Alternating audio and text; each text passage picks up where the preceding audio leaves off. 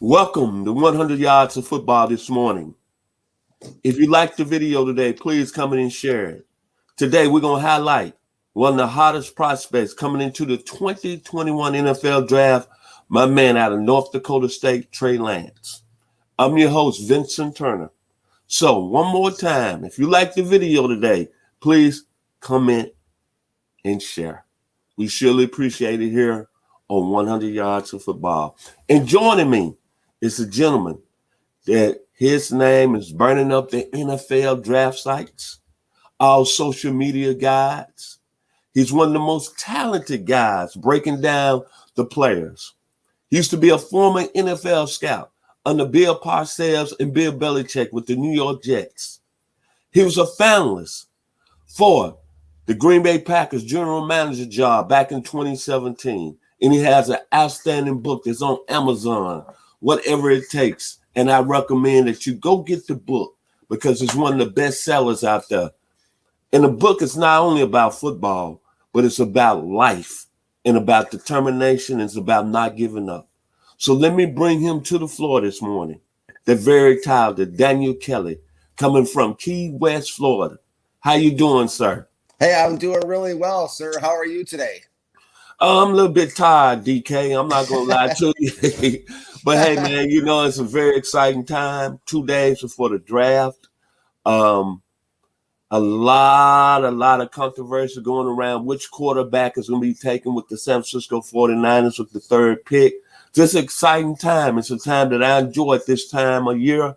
And I'm seeing a lot of young men go on the podium and answer all their dreams and all the hard work that they put in to be able to take care of their families coast to coast.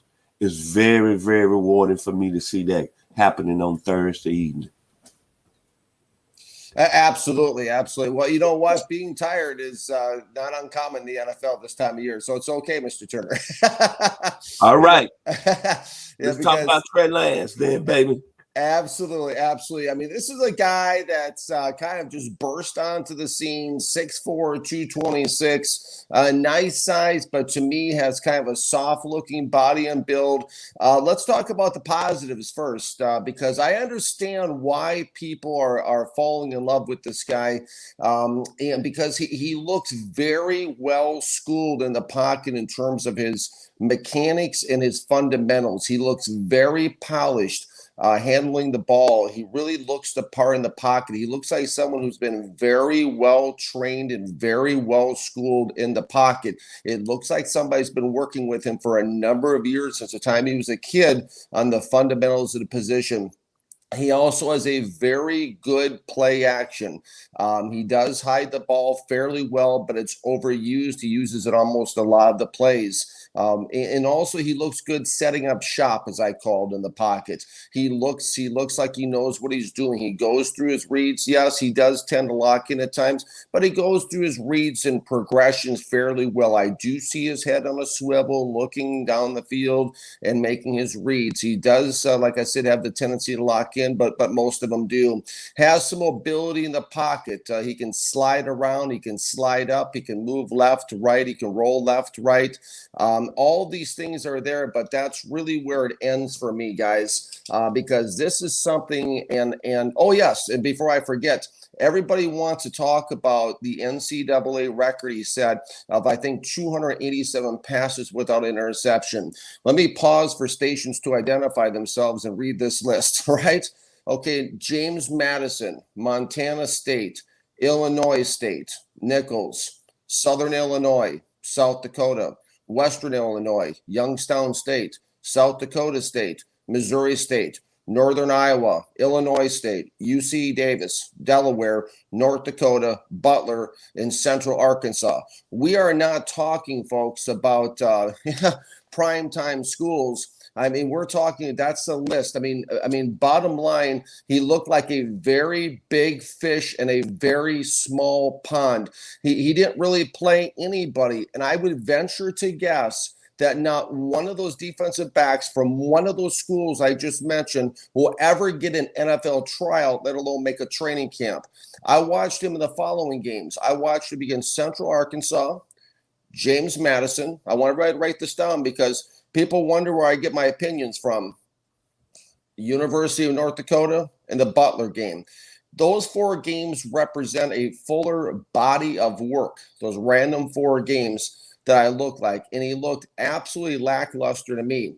And I, right here on 100 Yards of Football, challenge any NFL general manager, any NFL scout, anybody in the media, and anybody else, anywhere else, to review those 4 games and try to tell me that Trey Lance should even get drafted, and let alone draft in the first round. I mean, never in my 40 years, that's how long I've been watching NFL football, never in my 40 years of watching NFL football have I ever in my life seen anybody try to manufacture an NFL quarterback more than Trey Lance. He is the most overrated player I have seen in 40 years. I mean, if he played at a regular D1 level school, Mr. Turner and listeners, I don't think we'd even know his name. And there's a reason why he was not recruited by any of these big schools. And there's even a larger reason why nobody tried to come and get him to transfer after his quote unquote big 2019. It's easy math. Where do I even begin with Trey Lance? So I have to begin somewhere. So I guess I'll begin back in the fall of 2020 when I first looked at him for a podcast I did that I was a guest on. I wrote at that time in my notes that he looked like a late round, 5th, 6th round practice squad type of player who could possibly run my scout team or a scout team in the NFL with no real upside. Has the world gone crazy? I asked myself, Mr. Turner, to our listeners. I feel like we're trying to make a practice squad player into a franchise quarterback. I mean, we're talking about a quarterback who threw 318 passes in college, really didn't play in 2020, albeit because of the pandemic and such, but last really played in 2019, threw 113 pass attempts in high school, and played in a sub D1 division football in Missouri Valley Conference. In the NFL, I grew up with this kind of a resume. A guy would be lucky to even get an NFL tryout, let alone be drafted. I think it's comical when I hear people talk about how he ran a pro style offense or a 49ers, to your point, Mr. Turner style offense in college. He played a low budget version of the option when you watch the tape. He didn't play in a pro style system. Clearly on film, he's a run first instinct player. He looks to run the ball first, throw second. He's an athlete trying to play quarterback. He's someone who's been well trained and conditioned to be a quarterback and is trying to do this. He's not a natural quarterback. What are we looking at? Bottom line, like Bill Belichick used to always say in the building, we're in a bottom line business. We're looking at a broke man's version of Donovan McNabb, someone with average arm strength. And when I say, before everyone gets all excited on social media and blows me up, before I say average arm strength, let me go ahead and clarify what I mean. Yes, he can put some extra air under the ball and throw it deep. Yes, he can do that. I'm talking about putting zip. I'm talking about putting mustard on the ball in the intermediate ranges, like Aaron Rodgers when he guns it across the middle. I mean, sure, he really can't do that. We're looking at someone with very average playing speed. He's clocked at the mid 4.5 range. He barely could run away from defenders at the level of football and competition he played at. There is no chance, read my lips, there is no chance he is going to outrun an NFL defense. He will get blown up and stuffed at or near the line of scrimmage. He looks also like he doesn't know how to slide when he runs. We're not talking about Michael Vick. We're not talking about Randall Cunningham. We're not talking about RG3 who could run the football. We're not talking about any of those guys. This is a guy, now let me tell you something. I remember an example when RG3 came into the NFL to Baylor, and he always used his feet to beat defenses and set the defenses to throw by moving around. When RG3 played in his first preseason game against the Chicago Bears, he got blown up at the line of scrimmage, and his eyes were huge, and he could not believe it. That's the type of playing speed there is in the NFL that Trey Lance has to look forward to come in and see. This is a runner. There's almost too many problems that count as a passer. When I see with Trey Lance, when I watch the film does not lie. I look like he lacks a feel for the rush in the pocket sometimes too. It's too late. At times he looks overwhelmed by the pass rush. He takes too many sacks. He doesn't throw the ball away, loses too much yardage for his teams. He tends to lock in, like I mentioned, with the receivers at times and telegraph the throws. As I mentioned a couple times previously, average arm strength, looking on film, lacks the zip. He throws 3/4 overhand. At times, he'll be hesitant. This is a big one. I want to highlight this. He looks hesitant to pull the trigger, and he looks like he's unsure of himself and his receivers. He's all over the road with his accuracy. He's erratic. That's the one word I would use to describe him, is erratic. He's short, intermediate, deep. It does not matter. I'm not making this stuff up. If you turn on the Central Arkansas game, I challenge anybody in America to turn on the Central Arkansas game and actually sit down and invest the time to watch the film. How he looked in the short and intermediate ranges, he struggled. And against Central Arkansas, we're not talking about against the Patriots or the Rams or the Ravens or the Vikings. We're talking about against Central Arkansas. He went 15 for 30 for 149 yards in his quote-unquote showcase game in 2020. He had a number of passes deflected and batted down. At short, he couldn't even hardly complete a screen pass when he rolled out to his right, and a number of his passes were defended on the intermediate range. It was downright embarrassing against Central Arkansas. The ball's too long to get there. He was locked in with a number of the receivers at times. He was erratic when he was deep. Some were underthrown, 50-50 jump balls at best. Lacks touch and placement consistently deep.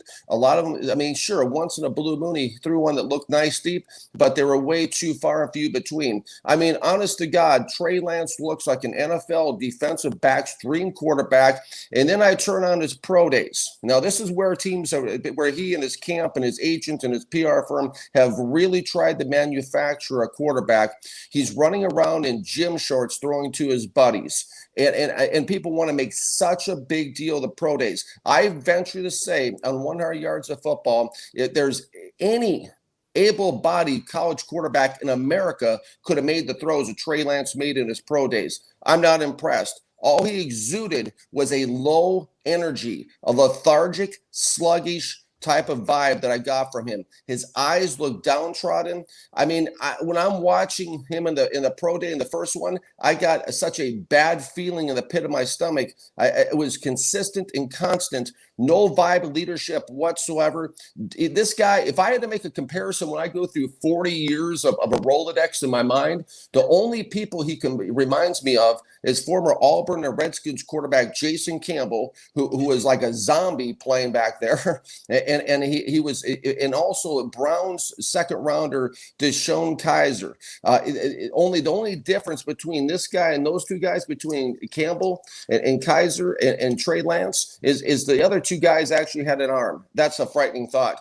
He has zero dominant traits, none. I mean, nothing excited me about me when I watched him. Trey Lance is a 100% chance on 100 yards of football being a bust. I'm giving him an undrafted free agent grade. He would not be on my board. I about fell out of my chair when Michael Lombardi said Washington was ready to trade in their entire draft for this guy. It's absolutely embarrassing we're even talking about him to me in the 2021 NFL draft first round. I'm not making this stuff up. Again, turn up the volume, go back and watch the Central Arkansas, James Madison, the University of North Dakota, and Butler games. We're not talking about LSU and Alabama. Go back and watch those games. And I think that, it's incredible to me that if San Francisco has mortgaged their future at number 3, as you alluded to, Mr. Turner, to be able to move up and get this guy at number 3. Because if it turns out to be true, the entire building, if they actually take Trey Lance at 3, the entire building, the entire staff is going to be fired. I cannot believe the level of hype, nonsense, and politics that surrounds Trey Lance. I gave the Detroit Lions linebacker Jamie Collins, who I can't stand, an F+ last year on Sports Illustrated. I'm doing it. I've never given this grade in all the 30 years I've been scouting. I'm giving Trey Lance an F-. Your thoughts, Mr. Turner? Really, to be honest, you really shocked the world this morning, DK out of Key West, Florida. But like I said, as I always say on our shows and what we do, Remember, I'm not an NFL scout as yourself. I don't have the experience that you have looking at players, so I'm gonna come from another perspective as I guess more or less a fan. When I look at Trey Lance, the impressive part to me, and I'm gonna talk about the positives, is that he went through a season with not throwing an interception. 28 touchdowns, 0 interceptions. I don't care what type of competition. That's pretty impressive to me. To me, he does have some traits of being very successful at the NFL level if he's in the right system and if he's coached. The thing that impressed me most about him is his deep ball ability. And you know, as a scout, and you're one of the best that ever done it, where the NFL is going, the passing game, that's very critical because you got guys that can go get it. But he reminds me of two players when I think about Trey Lance. And last night, I stood up watching a lot of film about him, reading a lot about him. It reminds me of Joe Street Gilliam that came out of Tennessee State in the 1972 draft. Tennessee State, Joe Gilliam was putting up numbers against schools like Kentucky State, Southern University, and the NFL scouts were saying the same thing about him. Questioning the competition he was going against. But Joe got drafted, ended up beating out Terry Bradshaw, and became the only quarterback in NFL history that got benched with a losing record. Tremendous deep ball guy.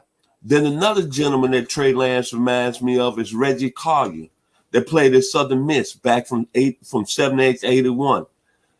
Then Reggie didn't have the same type of strength as Trey Lance, but the running ability, they was on point.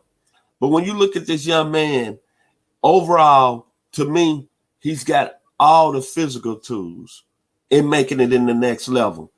Perfect size. But I agree with you 1,000%. The level of competition will worry me a lot. And it would have me thinking, okay, he's looking outstanding. Looks like a man among boys. But what will he do on the same level in the SEC? But we go back. And when you look at the draft, and especially when you look at players drafted from a small school, you always ask yourself the level of competition. But they said the same thing about Phil Simms when he came out of Morehead State. They said the same thing about Jerry Rice when he came out of Valley. Oh, he ain't going against Alabama. He ain't going against USC. And I'm not saying in no ways Trey Lance is Jerry Rice, but all these guys came from the same level of competition. And basically, I'm going to leave it with this. Carson Wentz played at the same school and was very successful. And Carson Wentz had very success early on. Last year, Carson Wentz struggled. But when you all look at it, I think if the young man, listen to what I'm saying, is in the right system, the right coaching, then I think he has an excellent chance to be a good player in the league. But I'm not an NFL scout. I'm not going to proclaim I am. I'm just a fan that's doing an outstanding, I hope, sports show on a nice platform with Facebook. And what I see is a young man that has some great numbers, led his school to an FCS national championship. But I will, one more time, agree with you. The level of competition does worry me. But they said the same thing about Phil Simms. They said the same thing about Jerry Rice. They said the same thing about Walter Payton. But look how that situation ended. And that's all I have to say this morning here on 100 Yards of Football. Your final words, Mr. DK Daniel Kelly, coming from Key West, Florida this morning. Well, Mr. Turner, I think that, I always love your points that you make. And let me give a shout out to all the small school guys in America. I don't have any bone to pick with small school guys. I don't have, as a matter of fact, they inspire me. Guys that are underdogs that come up, the guys you're talking about, the Phil Simms, the Jerry Rices of the world, the Walter Paytons. Those guys impress me. What I look at when I look at a quarterback is, yes, I look at all the mechanics. I look at at all the fundamentals. I look at the short, intermediate, and long range routes. I look at all the different things, the progressions. Can he look off his first receiver? I look at all the different things a quarterback does. My biggest concern, I guess, if I had one huge concern that's even larger than the level of competition, because he can't help it. Nobody can help it where God places them, okay? So he ended up playing at the North Dakota State University. That's okay, okay? I can accept that, okay? I'm not going to drill down on that too much. The thing that really I look at is the confidence level. I look at the vibe. I look at the energy of the player. I mean, when I watched Patrick Mahomes come out of the tunnel of the Super Bowl, I watched him for about 2 minutes. I turned to my wife. I said, he's off. There's something really wrong. And that's exactly the way the game played out. Matt Millen, the great linebacker that played for the Raiders and played for Washington, said you can always read a quarterback by his eyes. The number one concern as a guy who scouts and evaluates is the body language I'm seeing out of Trey Lance. What I'm seeing in his eyes, the vibe I'm catching from him, the feel that I feel when I watch him play, and especially at his pro days. This is something that's a number one concern, because when you go back in that huddle, you have to be able, you're a salesman. You have to be able to sell it. Okay, guys, let's go. It's 2 minutes left in the game, like Joe Montana, you have to be able to instill confidence in the rest of your team. He does not exude confidence. He looks downtrodden in his eyes. He has a sluggish kind of feel to him. Jason Campbell, as a Washington Redskins guy, I could not wait to get him out of Washington. When I watched Kaiser, I thought very similarly when I went for the Browns GM's job in 2017. This guy reminds me of those guys, and without the confidence, without the right look and feel in the huddle, he's not going to inspire his teammates. He's not going to get people around him to believe in him. So he can go out there, he can try to learn the playbook, he can try to be a system quarterback, he can try to be all the things that perhaps the 49ers and a Kyle Shanahan will try to make him into a system quarterback. To get rid of Jimmy G for this guy is a catastrophic error if they end up doing it. And I'm not saying that San Francisco will do it, but if they do it, it's going to be a big mistake. I can't get on board with this guy. There's nothing about his game that excites me, nothing about him that would make me even consider him in the first round. And like I said, I go back to my original assessment in the fall before all the hype started. I think he's a low round draft choice or a UFA type of player playing out. And someday I'll be using this video as my resume to get in front of an NFL owner. Well said this morning here on 100 Yards of Football. You heard it from the legend. And remember his name because he's blowing up on the social media sites, Mr. Daniel Kelly. My final words about Trey Lance is that I think the young man has great talent. I think he's a guy that in the right system can be very successful. So Thursday night, Trey Lance, regardless of what we say today, he's going to probably be in the top 5 drafted. So my honor to Trey Lance is like the great Phil Collins. Tonight. Trey Lance, you on the clock, baby. This young man and I already said that you're going to probably be a bust tonight. If you like the video today, please come in and share. We surely appreciate it here at 100 Yards of Football. For my man, Mr. Daniel Kelly, DK out of Key West, Florida, I'm your host, Vincent Turner. And please enjoy Thursday evening as the 2021 NFL Draft is upon us. God bless and have a phenomenal week. God bless you.